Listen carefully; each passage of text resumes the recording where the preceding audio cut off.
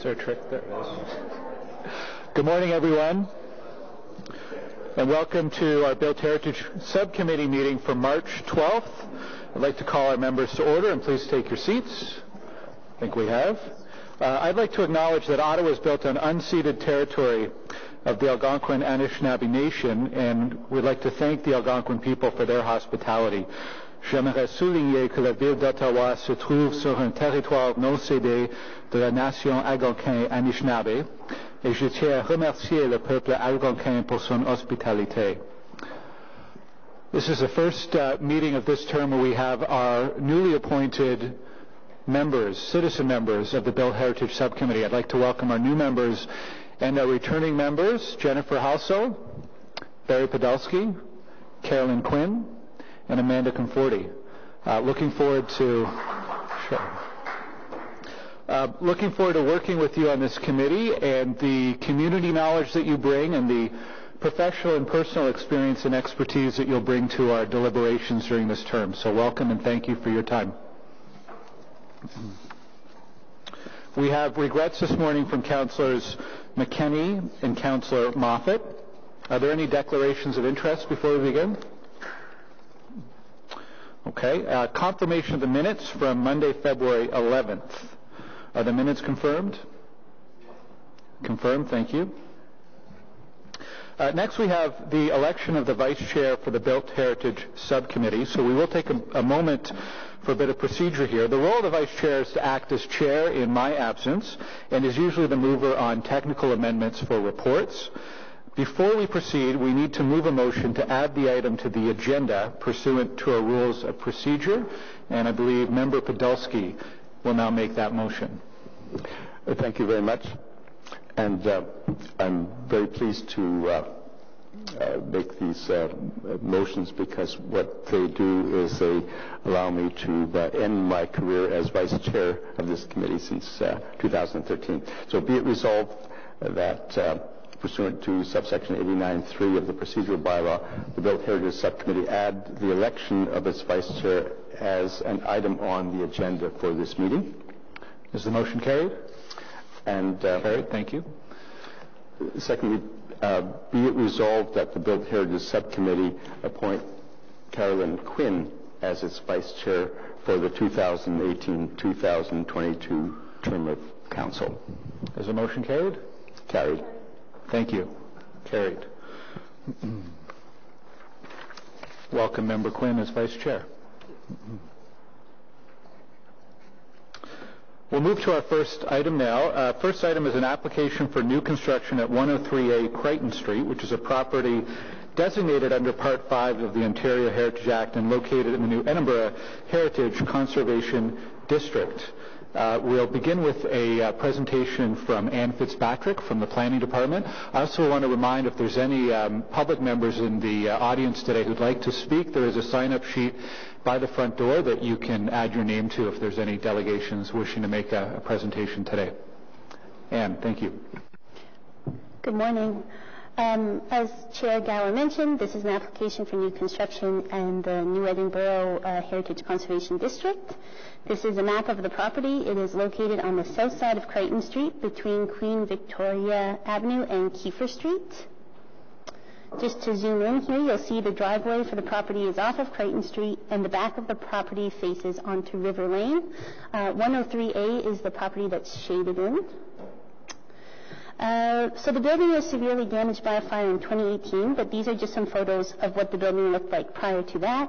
It is a semi-detached structure that was constructed in 1991. It is a non-contributing building in the Heritage Conservation District, which was designated in 2001. So here is a picture showing that fire. In January 2018, a fire engulfed the house that was under construction at 112 River Lane. The neighboring houses at 103A and 103B Crichton Street suffered extensive damage. The building with the red square is 103A that we'll be looking at today. This is a photo of the current condition. The building at 103A was deemed structurally unsound and subsequently demolished. Here is a photo showing the remaining building at 103B.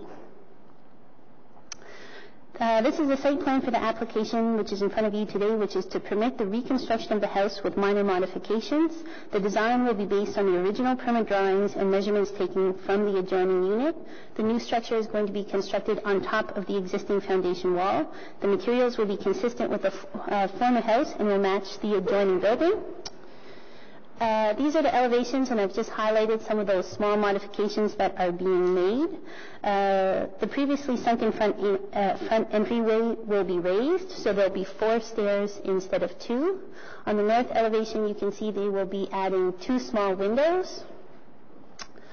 The west and south elevation, they'll replace the windows and doors at the rear of the house with sliding doors, and on the south elevation, you can see the addition of another small window. In terms of consultation, Heritage Ottawa and the New Edinburgh Community Association were both notified. Neighbors within 30 meters of the property were notified of the application and offered the opportunity to comment, and the office ward for Rita Rockcliffe is aware of the application. So in conclusion, staff recommendation is that the application meets the New Edinburgh HCD guidelines. The building will contribute to and does not detract from the character of the New Edinburgh HCD. So our recommendation is to approve the application to construct a new building, issue the heritage permit with a 2-year expiry date, and delegate authority for minor design changes to planning, infrastructure, and economic development. Thank you. Okay, thank you. We'll come back after our public delegations with any questions for staff. We do have one person registered to speak, Andre Godin. Is Andre here? Okay. Okay, perhaps it's on the other item. Thank you. All right, so we have no public delegations. Any questions from committee to staff on this item? I'm not seeing any, so can we carry the report as is then? All right, carried. Thank you, Ann.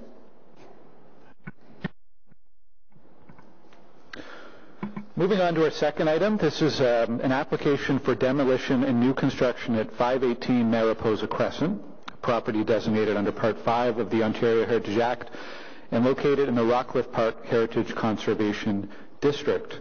Note that we do have correspondence submitted from Bethany Graham as well as from Heritage Ottawa, and we have a presentation from Sally Coots in the Planning Department, and if there is anyone who wants to speak to this item who hasn't yet signed up, you can do so at the table located at the front. We'll give Sally a moment here to get set. Whenever you're ready, Sally, over to you. Thank you, Chair. So this, as was mentioned, is an application for demolition and new construction in the Rockcliffe Park Heritage Conservation District. The property is located on Mariposa Crescent, which was created in the 1950s south of the already existing Mariposa Avenue. There are 3 properties that directly face the crescent, and there is a little island with a tree in the middle. The property proposed for demolition was built in 1954. It is a split level property, and it has been altered from its original configuration in recent years. Aluminum siding was removed, and the property was re-sided with the current stucco, and an existing carport where the garage was enclosed, and that garage was created. Here's another, some summer pictures of the property, showing the current configuration, and also the property. The photo on the right shows the existing driveway and the driveway next door, which has created this expanse of asphalt on Mariposa Crescent. The proposed. This image shows 2 things, and I apologize. I know this doesn't work. Apologize for the faintness, but this shows 2 things. One is what we always ask for in applications in Rockcliffe Park, an analysis of the zoning of the property and the compliance of the proposal with it. So the chart in the upper right-hand corner shows that the building is at 9.3 meters is less than the allowed height of 11 meters in the area, and it meets the floor space index ratio and the coverage for the site. And you can also, I get it's kind of light, but the footprint of the original building is in this image, and the building has the same setback as the front yard setback as the original building. It also, the original building, it does not comply with the zoning bylaw, so this has been moved. The property's been moved to the west to free up and bring the east side yard into compliance with the zoning bylaw. Also, I'm just going to go back one, because this is so faint. As you can see, there's a lot of trees in the background of this photo, and they are all to be retained in the new proposal. So, again, as we said, the property is designated under Part 5 of the Ontario Heritage Act, located in Rockcliffe Park Heritage Conservation District, and all applications to demolish and alter designated heritage buildings require City Council approval. Whoops.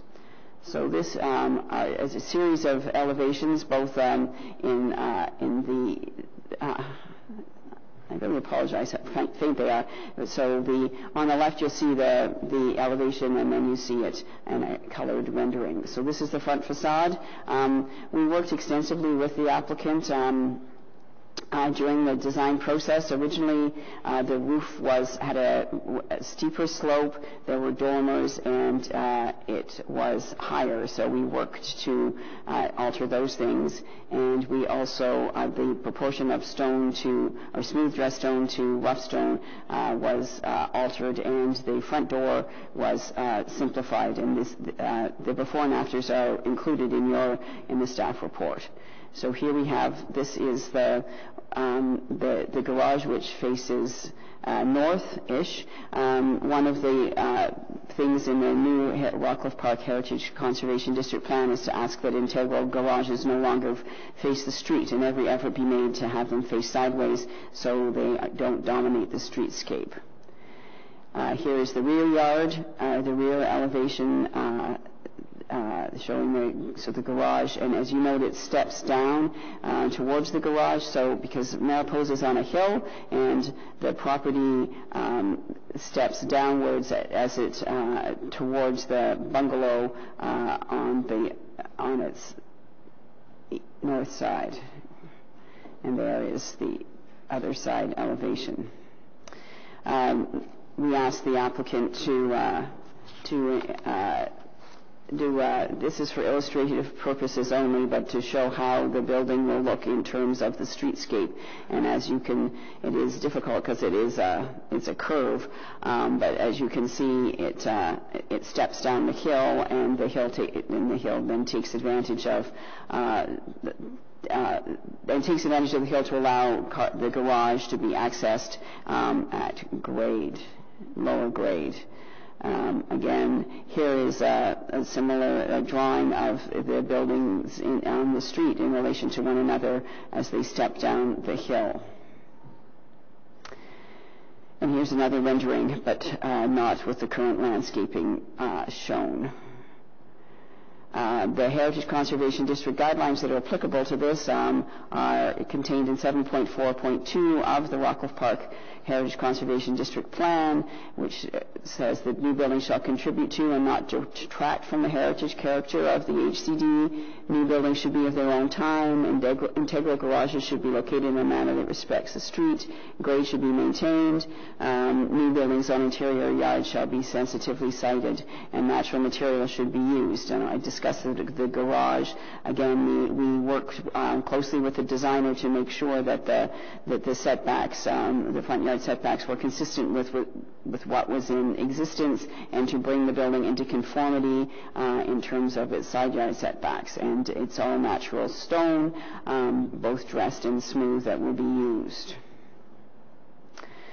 And then the third recommendation is regarding the landscape plan. Currently, the front yard of the property, as you saw in the photos, is very plain, and the rear yard is distinguished by a number of large mature trees, all of which will remain. Because the driveway is being, the garage is being moved to the east, a new driveway will be installed on that side, and the former vast expanse of asphalt on the west side will be turned into lawn. The new garage complies with the zoning bylaw in terms of its width and distance from the side yard, from the property line. And again, there were two trees adjacent to the east side, which will be removed to allow for this construction, and they're being replaced with the trees in the front yard here that will be large when planted.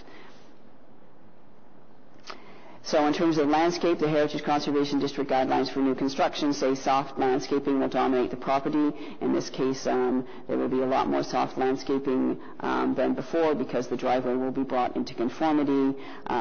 New buildings will be sited to respect the established landscape character of the streetscape. The building is on the former footprint of the original building. New driveways will conform. The new driveway does conform with the zoning bylaw, and the existing landscape character shall be preserved. So, as a very simple crescent constructed in the 1950s, the landscape character with the new trees in the front yard preserved that character. In terms of consultation, Heritage Ottawa was notified of the application, and its comments are included in the staff report, which perhaps isn't true, but anyway, they have no comment. Neighbors were circulated, and I think that you have received those comments, and the Rockcliffe Heritage Committee was notified of the applicant. The applicant met with them, with Rockcliffe in November, and Rockcliffe made a number of suggestions, including, and I'll go back to the image. There was concern about the loss of the big bushy tree adjacent to the gable and to street portion of the building, and the Rockcliffe Park Residents Association Heritage Committee asked that the building be redesigned, retaining the two-story gable roof portion in order to retain these two trees. And we looked at this, as did the designer, and we determined that given that the mature trees that you see in the rear of this were being preserved, and the streetscape was being significantly enhanced and improved through the removal of the non-conforming driveway and the elimination of a front-facing garage, and that trees were being replanted, that we were supported the application as submitted, and so.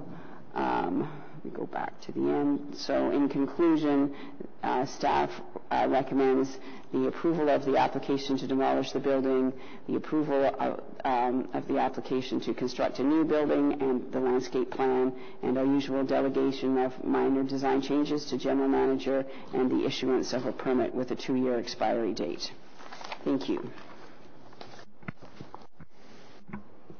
Thank you, Sally. We do have 3 public delegations registered, so we'll go to our public delegations. First up will be Bethany Graham, followed by Andre Godin and David Jeans. So Bethany, if you could come forward to the table. Each delegation has up to 5 minutes to make a presentation, and then committee members will have an opportunity to ask questions as well.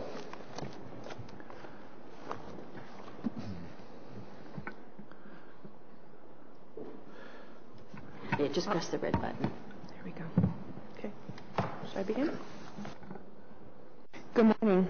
My name is Bethany Graham, and I live at 522 Mariposa Crescent. I'm an immediate neighbor to the property in question. Firstly, I wanted to start by saying that I'm very pleased to welcome new neighbors to the Crescent, and that I'm not opposed to the demolition and construction of a new home on the lot. I do, however, have 2 concerns that I'd like to address today. These are under provisions addressed in the Rockcliffe Park Heritage Conservation Plan, which is adopted by the City as bylaw. My first concern regards massing and setback of the proposed new property. Mariposa Crescent is a very small crescent. There are only 3 homes within the crescent, all of which were originally built in the 1950s. My home is the bungalow-style home on the east side of the crescent. The home across from me on the west side is a split-level home on a hill, and 518 Mariposa Crescent is the middle home, which is currently a split-level bungalow, which directly faces the opening of the crescent. Looking into the crescent from Mariposa Street into Mariposa Crescent, 518 is the center of the crescent. My concern is that the new 2-story house replacing the original bungalow will not be in keeping with the character of the streetscape of the crescent in terms of massing and scale. My home is a bungalow and on the lower grade of the crescent. Given that the new home being proposed at 518 will be a 2-story and is already at a higher level than my home within the crescent, it will affect the shade and shadows on our house negatively and will dominate the crescent and the full view from the street. The current plan might meet the requirements of the zoning bylaw in terms of design and scale based on average homes within Rockcliffe Park. There are many large homes within Rockcliffe Park which are surrounded by other large homes that might be compatible within their streetscapes. But this new development will overtake the surrounding homes currently in the crescent and would not be in keeping with the character of the crescent. I'm wondering if the committee would consider suggesting the home be set further back with some limitation on height in order to provide a more appropriate level of scale in keeping with the other homes and to avoid one home being the overly dominant feature. Rockcliffe Park Heritage Conservation Plan on page 8 states that one of its main objectives is to ensure that new house construction is compatible with and sympathetic to and has a regard for height, massing, and setbacks of the established heritage character of the streetscape. I would like to note that there should be no obstruction to our access to light based on the new designs, and consideration of setting it back further will also address this potential issue. My second concern regards the placement of the garage and the location of the swimming pool. The new proposed design for 518 Mariposa moves the existing garage from the west side to the northeast side of the house. This will mean that my driveway and the new proposed driveway will be next to one another. I have a small child, and I'm currently expecting another. As a mother with small children, I'm concerned about safety and the noise from the multiple car garage being located on our side. We ask that the garage remains on the west side, where it is beside another garage and against a hill, where it will not have a negative influence on the lives of the owners of the adjacent home, which is elevated on the hill. Moving the garage to our side and building a swimming pool on our side will negatively affect our family in terms of safety of our children and our peace of mind and noise pollution. On page 24 of the Rockcliffe Heritage Conservation Plan, it notes the establishment of new driveways to supplement existing driveways will not be permitted. If a driveway must be moved because of an addition, the new driveway will be established in conformity with these guidelines and other municipal bylaws. Many thanks for your time and consideration.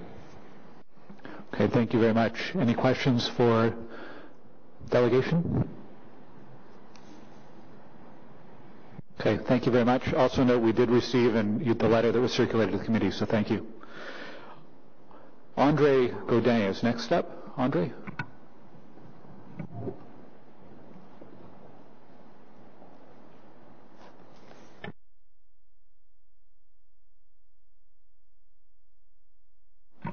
Good morning. I was just presenting myself if there were any questions. I don't really have anything to add, but if there are, I could certainly answer the neighbors' points of view as far as their concerns, if that's... So you're here on behalf of the applicant in this case? Yes, I'm the applicant. Okay. Yes, I'm representing the owner. He couldn't be here today, but I will answer any questions anybody might have for this particular new project. No, it's on. Just keep the microphone close. Do any committee members have any questions for Mr. Godin? Member Quinn. Thank you, Mr. Chair. My question, Mr. Godin, is more about the landscaping than it is about the design of the house itself.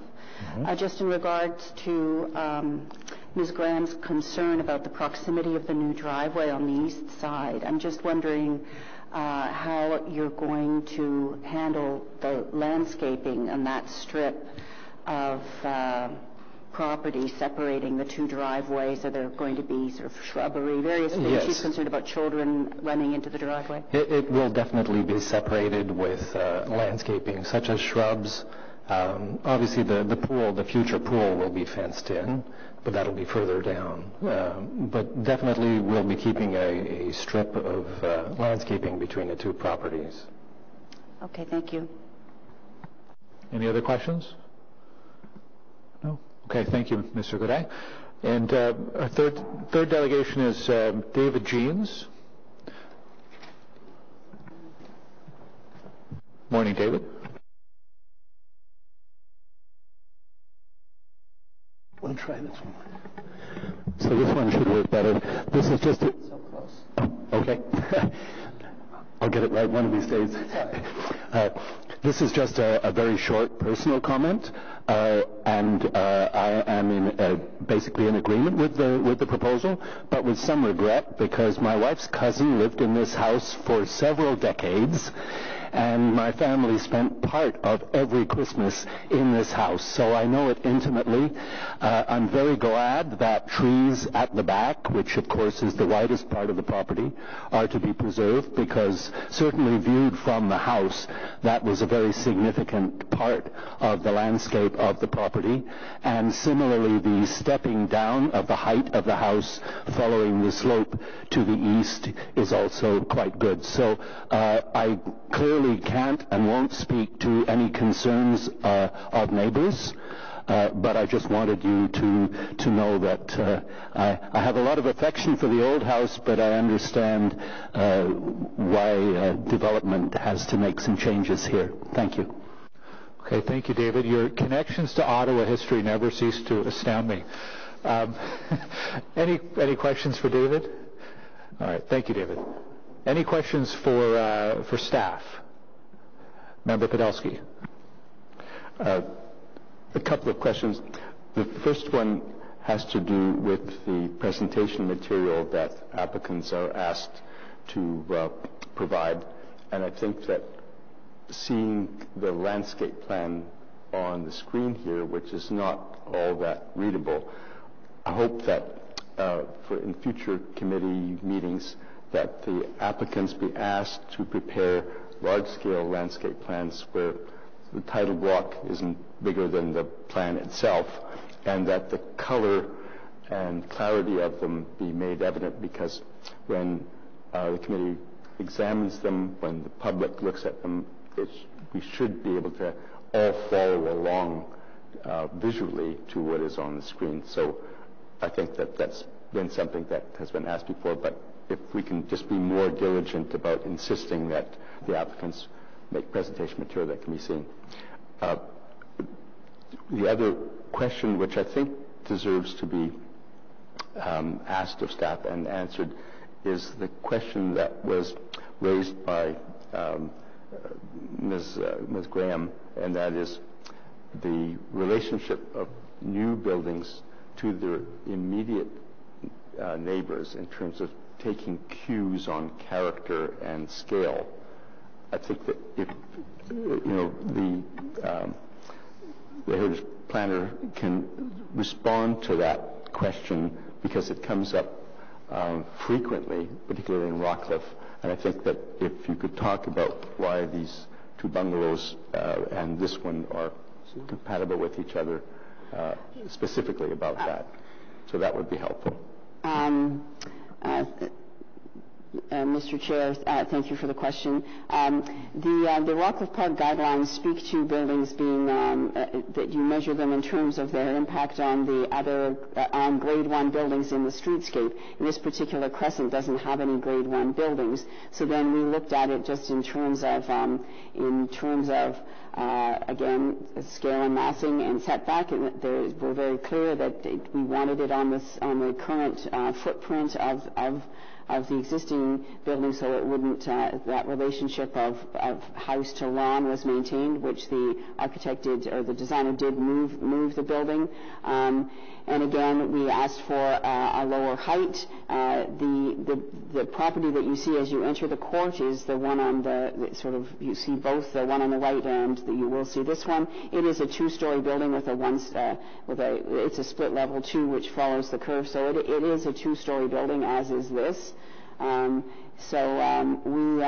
again, and I apologize because on my screen, this is very clear, and here you have a very faint version. So I don't know how to deal with that in terms of between laptop and large screen. But you see, again, they're not in a row because it's a crescent, but you see the height. This building is higher, but it does step down. And again, without a grade 1 building to cue from, we just try to do our best in balancing the zoning bylaw height and owner aspirations to achieve what final designs. And that's what we did in this particular instance, with willingness on the part of the designer to lower the building and to introduce a lot of landscaping to improve the character of the court as a whole. Thank you. Any other questions from the committee? None? All right. Are the report recommendations carried? Okay. Thank you. Thanks to staff for your work on this as well. We have no in-camera items today.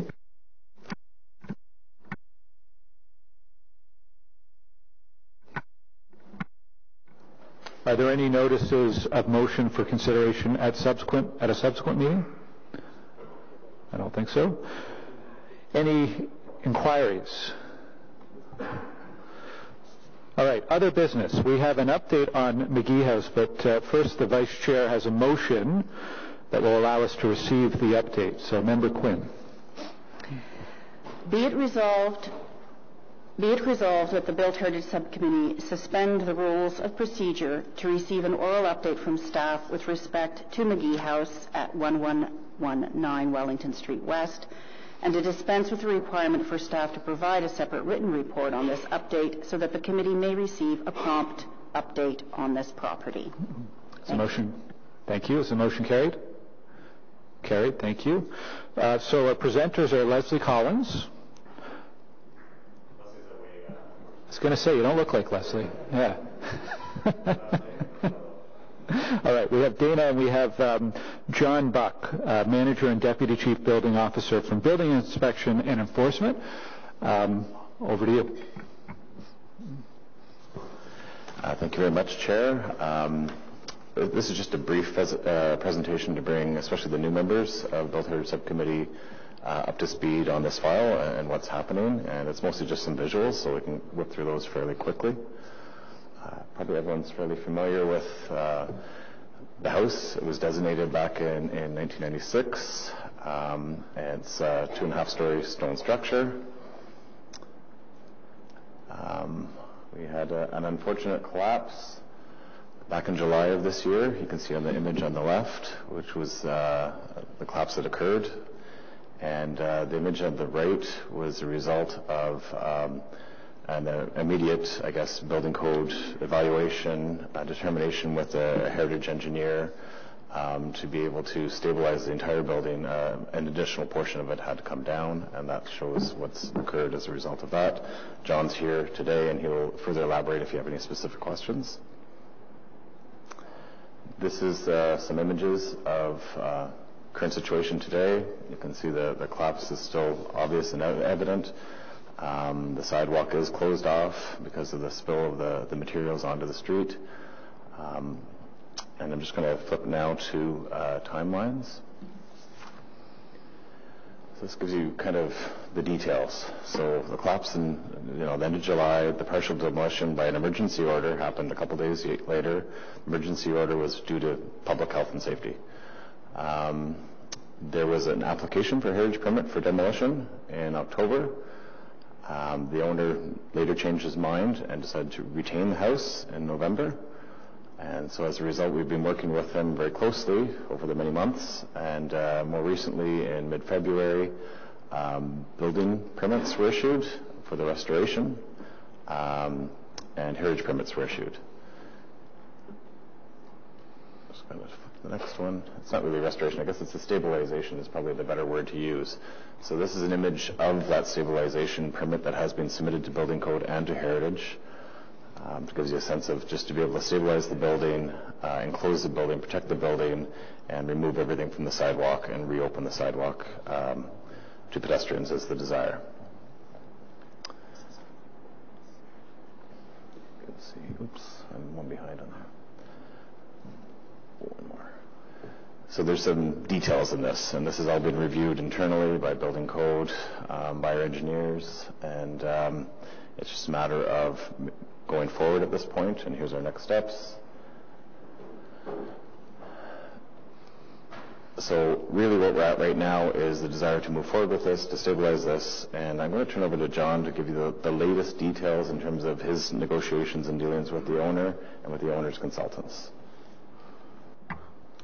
So I'll fill in some comments just further to recent discussions that I've had with both the owner of the property as well as the engineer of record. It's a structural engineer who has been retained, and the engineer does have heritage experience. It's RJC Consultants, RJC Engineers.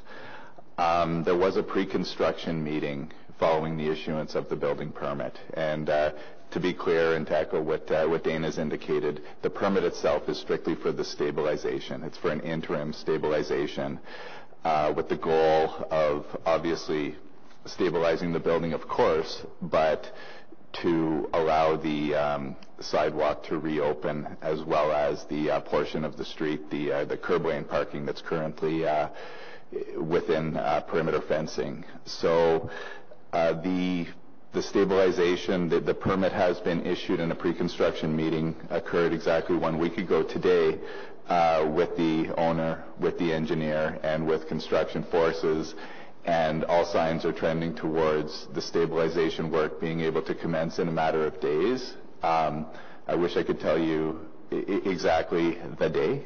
However, it is weather dependent. Right now, as you can appreciate, the stone rubble masonry, as a result of the collapse of previous selective demolition, is currently under quite a heavy layer of ice and snow and whatnot. And also at the pre-construction meeting, some additional work to be required. Some required work has been identified. So there's going to be additional likely selective demolition as well as stabilization, perhaps over and above what was initially thought. However, all indications are that this, in the grand scheme of things, is fairly minor. It's mostly handwork and whatnot. So anyhow, Building Code Services is expecting a further report, a monitoring report, to follow this week, as well as we are expecting a schedule to be produced. And of course, very appreciative, the engineer as well as Building Code and City of Ottawa staff, of the need, the requirement to reopen the sidewalk and road and get the community back to its normal scenario as possible, as soon as possible. With that, I could certainly be available to take any questions. Okay, thank you very much. Should also mention that we are receiving this formal update today. Both Councillor Leeper and the Wellington West BIA have been receiving weekly updates as well. Councillor Leeper, I know you have some questions. Thanks, Chair. So I'll just quickly ask, in terms of the work that is to be done, it hasn't been done yet. The permission's been extended. That's because the ice is too hard packed and we have to wait for some of that to soften up? Mr. Chair, that is one component. Absolutely, Councillor. The other component I touched on briefly is that at the last site meeting a week ago, a little bit more work was discovered that's required to be done, some minor demolition, and I don't want to get too far ahead because I simply haven't seen the report itself, but just in speaking with the engineer, there has been possibly a minor scope change, minor though being my understanding, nothing that will require additional permits or iterations through Building Code Services. One thing to emphasize is that the work does have to be done under the supervision of the structural engineer, who will have forces on site throughout this process. So when you're dealing with old buildings such as these, there's a tremendous amount of variability, and what you plan on might not be what ends up happening once you start coring into the 100-plus-year-old assemblies and whatnot. So yes, weather dependent is one component, and we are just awaiting finalization of the engineering requirements as well for the initial stage of the work. When it gets underway in earnest, about how long is it expected to take? I have asked this of the engineer as well, and we are anticipating a schedule. Again, there is that variability in terms of the construction assemblies and whatnot, and sometimes what you plan isn't what actually ends up happening, but roughly it's a matter of weeks. Months, hopefully not, from everybody's end. I would suggest it won't be a few days, it will be a matter of weeks. Weeks, okay. So somewhere between days and months. Unfortunately, that's the best I can do. I mean, we don't have the schedule at this point. I wish I could tell you it would be exactly a month, and I can't unfortunately do that, but it will be, several weeks. Now, one thing I should add, for the benefit of the committee here, is that it's been emphasized, and the engineer has agreed to phase the work appropriately, such that the sidewalk and the road can be reopened as soon as possible. What that means, there is an overhead protection component on the sidewalk, and we just talked about it this morning, is that every effort is going to be made to actually do that overhead protection along the sidewalk in parallel with the stabilization work, and then once the stabilization work is complete to a point to allow the sidewalk to reopen, the fencing can be removed, as opposed to put them in series, do the stabilization work and then do the sidewalk. Yeah, it might save a few days here or there, and it's appreciated that every day is very valuable in this scenario. Right, and it is. So there is a point at which the front wall is no longer an imminent or no longer a risk of collapse, and you can have the overhead in place even while the rest of the work is ongoing in the rest of the site. Correct. Okay. At the completion of work, there's no occupancy permit that's being granted here. That would be a significant amount of other work in order to do. Correct. The scope of the work is simply for a structural stabilization, so this is the first of potentially 2 or more permits that will be required to get the building up to a habitable condition. Has he talked to us at all about getting a occupancy permit at some point? Not specifically. It has not come up with me. No, that has not come up to me. What kind of statutory powers, if any, do we have to require that he continue working on the building past stabilization to get it to the point of occupancy? Somerset House is on everyone's minds. A couple things. So there is currently an order prohibiting occupancy of an unsafe building in effect on that property. So in order to lift said order, the building would have to meet the occupancy requirements. Further to that, though, the orders, there was a series of orders issued right from the day of the collapse onward. There's been several orders, and they remain in effect. The vast majority have not been complied with in totality.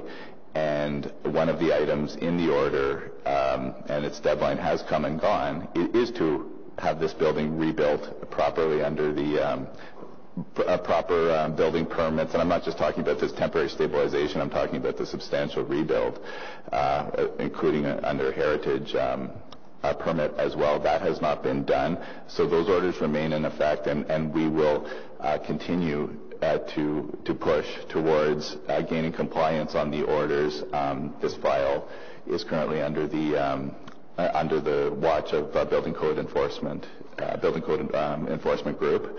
And I know that they, in conjunction with our legal department, have had several conversations. So we're quite aware that there is a bigger picture here, and we continue to push to make sure that all of the elements of all of the orders are complied with.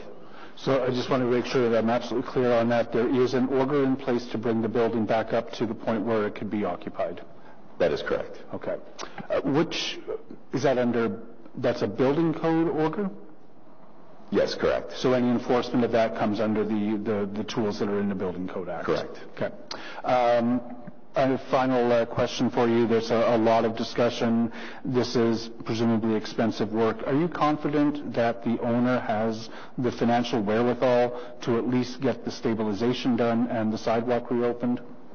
I can't comment on the overall financial wherewithal. I would be speculating. We have had conversations with the owner's council on this matter, and all indications are they would not be going down this path complete with permit for stabilization and trending towards rebuild if it was not ultimately viable. Okay. So beyond that, though, Councillor, I can't comment on the overall financial ability to undertake the entire project. One of the things that changed earlier this year, if I'm correct, was he did retain, let's call it credible and presumably, relatively expensive professional services, both on the engineering and the legal side. So that's encouraging. Yes, I echo that. Absolutely encouraging. Yeah. Okay. Thanks, Chair. Thank you, Councillor. Councillor Brockington? Thank you, Mr. Chair. So just to confirm, is the building structurally safe now? The building is being monitored, and we have been receiving monitoring reports that the building is not prone to any collapse in its current state. However, that being said, the perimeter fence is up there for a reason, and as it stands right now, it's been deemed by 2 sets of structural engineers with heritage experience that fence has to remain as is until such time as stabilization work is done to the building. So is the building safe to occupy right now? And no, it's not. Is it safe to access for the purposes of construction and evaluation? We have documentation from the engineer to suggest that yes, for the purposes of short-term access, it is authorized, but I will say that there is still an order to remedy an unsafe building that remains in effect. You are keen, as is the community, and I'm sure the local councillor, to get the sidewalk open as soon as possible. Would it not just be safe to wait until the stabilization initiative is complete and then do it? Like, I don't suspect that will take too long in the grand scheme of things, and we can ensure public safety. And I apologize if perhaps I misspoke or was somewhat misleading. So the fence that's currently around the property will not be removed until such time as the building is stabilized to a point to authorize the removal of the fencing. I guess what I was trying to suggest is what the plan is in lieu of the fencing that's currently in place. The proposal is to have sidewalk overhead protection that you see downtown, quite regularly. And I guess what I was trying to convey is that overhead protection can be installed, albeit within the perimeter fence, in parallel to the stabilization work. And then once the stabilization work and the fencing, and the overhead protection are done in parallel, then the fence can be peeled away. So that might be able to save a few days. But no, absolutely. I mean, structural stability and overall safety is the number one priority of my group, Building Code Services, and we'll be taking absolutely every precaution, and that fence will not be removed until such time as the site and the building is deemed stable and safe to do so. No, I appreciate that. My issue with the overhead cover while the stabilization initiative is ongoing is that the overhead structure will protect you from an Aaron brick, but not an Aaron wall. And so I'm just saying, although I'm not a structural engineer, it would seem to me to be cautious to keep the sidewalk closed until the stabilization initiative is complete. Not the fencing, the sidewalk. No, I agree. And the stabilization will be complete to a point to allow the sidewalk to open when the sidewalk opens, yes. So just finally, in the event that best intentions go off plan and we do get to a situation where little progress is being made, what are the legal remedies that the city has to force something to happen? I mean, we have a gaping hole in a building for half a year now. There are behind-the-scenes work that's going on, but locals are probably thinking, when on earth are we going to see progress here? We don't want to get into situations where properties are neglected over time. What tools do you have? Right now, I mean, obviously, we're hoping not to go down that direction. In the event that it does happen, we do have orders to remedy an unsafe building in effect now. Work can be undertaken to render the situation safe, especially if it becomes an emergency situation. So we had already moved shortly after the collapse incident to do a selective demolition, and that was on the basis of an emergency building code order. So if we were to get into a situation like that where a building was sitting out in the elements for some time such that the building decayed to a point that there was an emergency situation, we could absolutely undertake the work. We could absolutely also undertake any additional stabilization work and whatnot that happens to occur should this proposed work fall off. Member Podolsky. Yes, I would just like to thank staff for the update on this.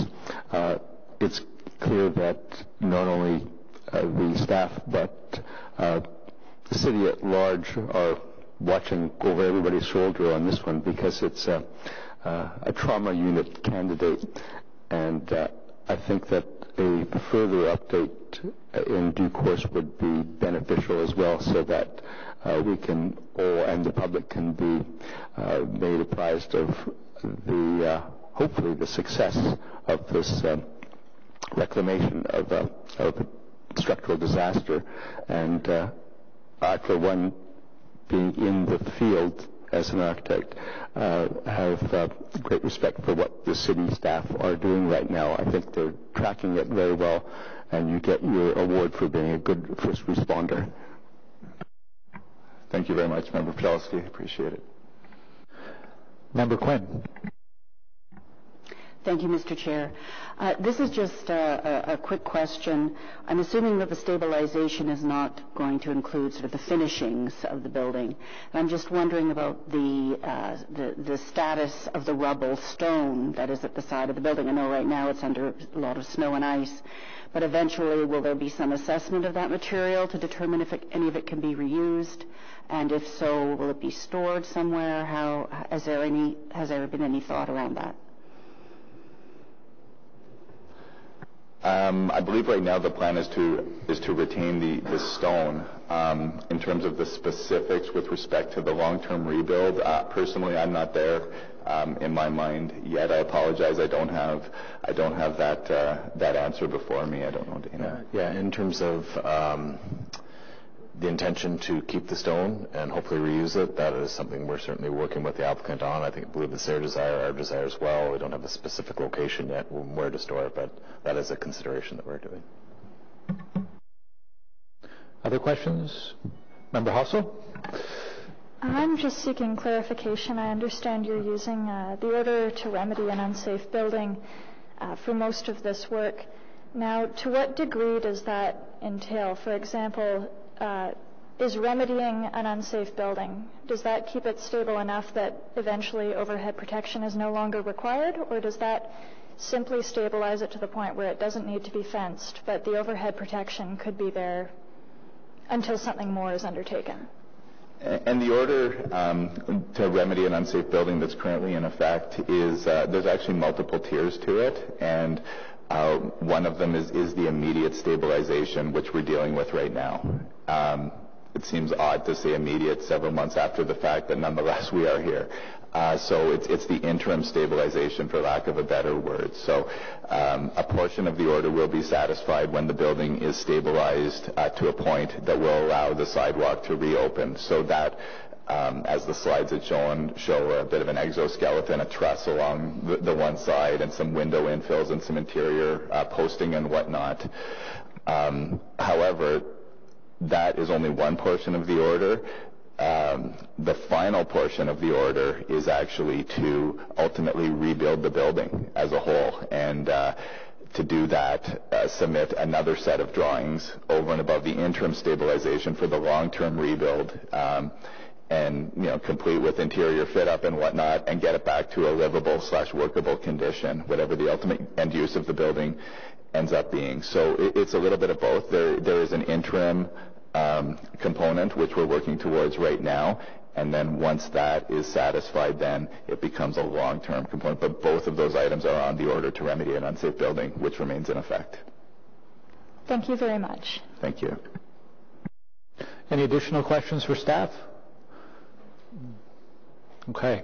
I know staff is very well aware of the concern from the residents and businesses in the community, and I know that everything possible is being done to make sure this building is properly stabilized, it's safe, the sidewalk opens, and eventually a functioning and occupied building. So thanks for the presentation today.